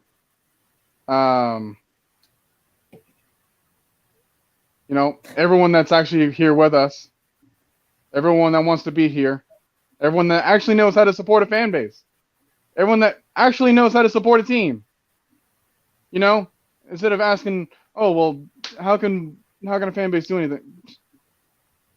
So, yeah, we're not a complete team at the moment. Let's wait until we put all the pieces together, and then you can say what the final product would look like at the end of the day. So, again, we have Maggie, and we have Ali. I can't believe. And then we have myself. I hung in there with you. OMG. Conversation. I'm glad you all hanged. And then we got Matt, Mike, you're still up? I'm surprised they didn't join in this conversation. Matt might in the bed. Well, you probably realized that we needed to tune ourselves. All right, guys. Have a good night. Well, we'll see you guys next time. All right, people. Yeah, I won't be seeing this again because Miss Maggie is a rare appearance, but appreciate it, people. Make sure y'all hit that subscribe button so we can get to 2K as well, so we can pay some bills around this camp. And we out. Yeah. All right, bye.